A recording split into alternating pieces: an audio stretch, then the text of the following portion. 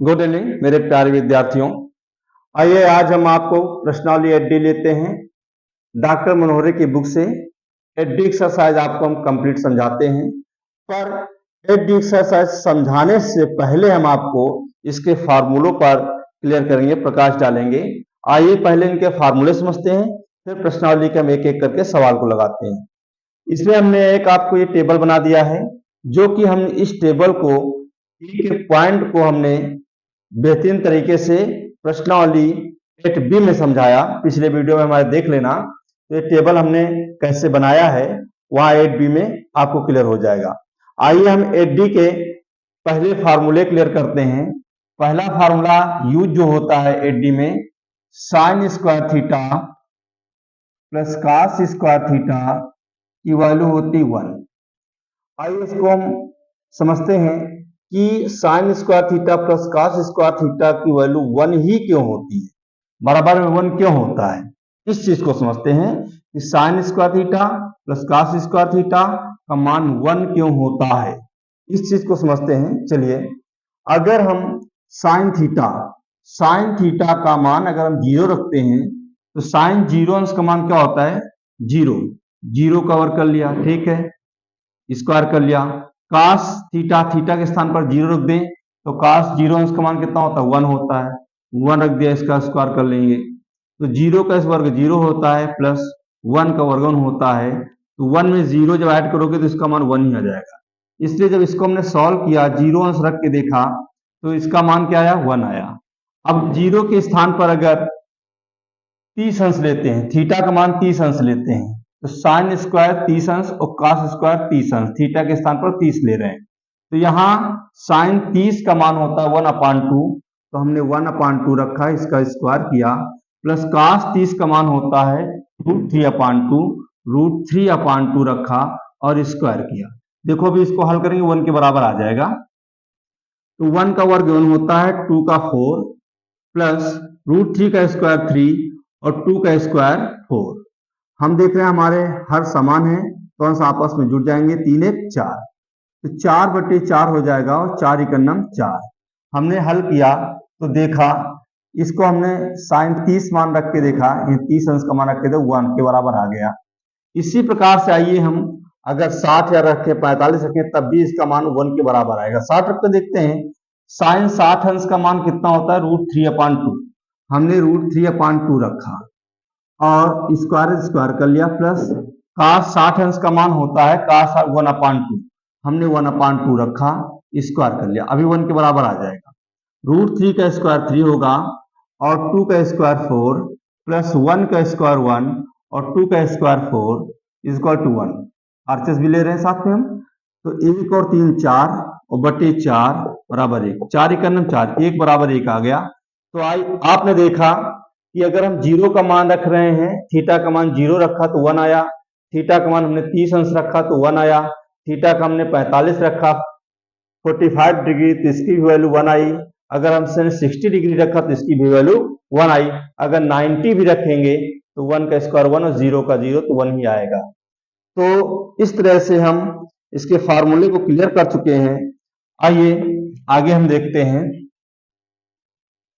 अब इसके कुछ फार्मूले हम बनाते हैं, फार्मूले को क्लियर कर लेते हैं, इसके एक एक पॉइंट को हम समझते हैं और फार्मूले को क्लियर करते हैं। तो ये साइन स्क्वायर थीटा ये आपका है, बराबर में 1 है। अगर कास को उधर हम पक्षांतर कर देते हैं तो कास स्क्वायर थीटा प्लस का उधर गया किसका हो जाएगा, माइनस का कास स्क्वायर थीटा। इसका एक फार्मूला ये भी क्लियर हो गया, सेकेंड फार्मूला बन गया। इसका थर्ड फार्मूला अगर लेते हैं तो कास को इधर रखते हैं, कास स्क्वायर थीटा = 1 है बराबर में, साइन प्लस का उधर गया माइनस का हो जाएगा, माइनस साइन स्क्वायर थीटा। तो इसके 3 फार्मूले आप क्लियर कर लेना। पहला फार्मूला है sine square theta plus cos square theta बराबर 1, फिर sine square theta = 1 minus cos square theta, फिर cos square theta = 1 minus sine square theta. इसी का एक सेकंड पार्ट, इसको फर्स्ट में ले लो, इसी का सेकंड है एक सूत्र, sec square theta minus tan square theta, इसका भी मान होता है 1। चाहे आप मान रख के देख सकते हो, अगर इसमें मान रखोगे इसको हटाओगे तो इसके बराबर में आ जाएगा। ये सर समीकरण हैं, एक एक पॉइंट को आप क्लियर करते हैं। अगर यहाँ हम सेक 0 अंश का मान रखते हैं, सेक 0 अंश का मान 1 होता है, हमने 1 रखा, स्क्वायर किया, माइनस tan 0 अंश का मान रखते हैं, tan 0 अंश मान 0 होता है, हमने 0 रखा, स्क्वायर किया, बराबर 1। तो 1 का वर्ग 1 होगा, माइनस 0 का 0 बराबर 1, ये 1 बराबर 1। हमने देखो थीटा इक्वल रखा, मतलब थीटा का मान हमने 0 रखा तो 1 के बराबर आया। अगर थीटा का मान हम 30 अंश भी रखेंगे तो 1 आएगा, 45 भी रखेंगे तो बराबर में 1 आएगा, 60 भी रखेंगे बराबर में 1 आएगा। तो हम 60 को रखते देखते हैं, सेक 60 अंश का मान, सेक 60 अंश का मान कितना होता है 2, हमने यहाँ पर 2 रखा, स्क्वायर स्क्वायर किया, माइनस tan 60 अंश का मान होता है √3, हमने √3 रखा, स्क्वायर स्क्वायर कर लिया, बराबर 1। 2 का 4 होता है और √3 का 3 बराबर 1। 4 में 1 गया, ये 4 में 3 गया 1 बराबर 1। हमने देखो थीटा की जगह पर 60 अंश मान रख के देखा और देखा LHS RHS क्या हो, दोनों बराबर आ रहे हैं। इसलिए हम कह सकते हैं कि sine square sec square theta minus cos square theta की वैल्यू क्या होगी 1। केवल थीटा की वैल्यू क्या होनी चाहिए, समान होनी। ऐसा नहीं है इसमें 30 इसमें 40, इसमें 30 इसमें 60 तो 1 नहीं आएगा। अगर ये 30 ये भी 30 होना चाहिए, ये 60 ये भी 60 होना चाहिए, 90 ये भी 90 होना चाहिए, तभी 1 आएगा।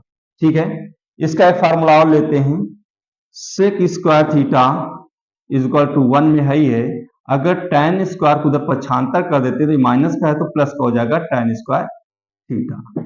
फिर एक फार्मूला इसी से निकलता है, माइनस tan स्क्वायर थीटा को इधर ही रख लेते हैं इस पक्ष में, और सेक स्क्वायर किसका है, प्लस का उधर जाएगा तो माइनस का, तो माइनस सेक स्क्वायर थीटा।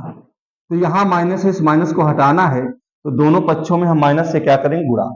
तो माइनस से जब दोनों पक्षों में गुणा करेंगे तो ये माइनस हो जाएगा प्लस tan स्क्वायर थीटा, और ये 1 प्लस का है तो माइनस का हो जाएगा -1, और सेक प्लस माइनस का है तो प्लस का हो जाएगा सेक स्क्वायर थीटा। इसको हम इस प्रकार से भी लिख सकते हैं, tan square theta is equal to, पहले लिख दो सेक स्क्वायर थीटा और फिर -1। तो आपका फार्मूला ये भी एक तैयार हो गया, tan square theta is equal to sec square theta -1। इसको हम ऐसे लिख सकते हैं, tan square theta is equal to sec square theta -1। आपके ये 3 फार्मूले कंप्लीट हो गए। फिर इसी का तीसरा रूप होता है cosec square theta minus cot square theta बराबर 1। अब कॉट को उधर पक्षांतर कर दो तो cosec square theta is equal to 1 plus cot square theta. अगर हम माइनस कॉट लेते हैं तो minus cot square theta is equal to 1 plus का है, ये प्लस का है उधर जाएगा माइनस का, माइनस कोसेक स्क्वायर थीटा हो जाएगा। अगर माइनस से दोनों पक्ष में गुणा करेंगे बस वही सिस्टम आ जाएगा जो इसका था।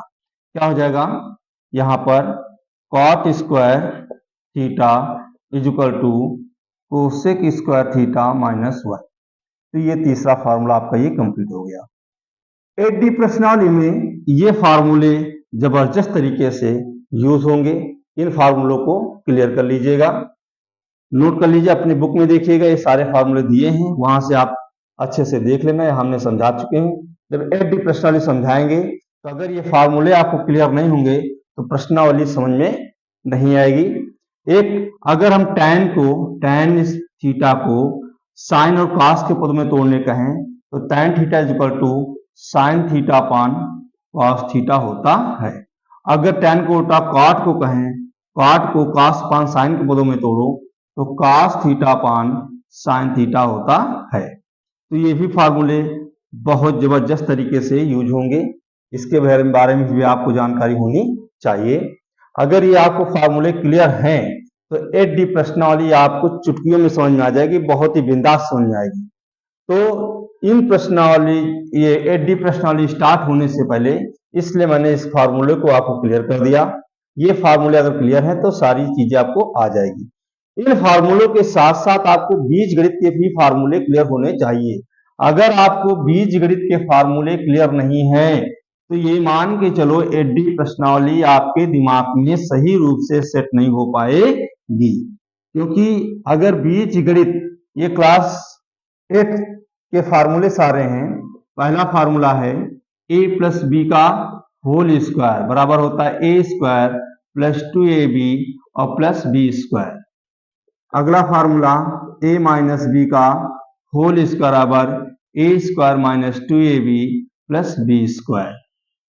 फिर तीसरा फार्मूला लेते हैं a square minus B square का a प्लस बी और a minus B. A B संख्या ए बी हम बचपन से पढ़ते आ रहे हैं, इसलिए सिंपल तरीके से ए और बी फर्स्ट लेटर ले लिए गए, फर्स्ट और सेकंड लेटर।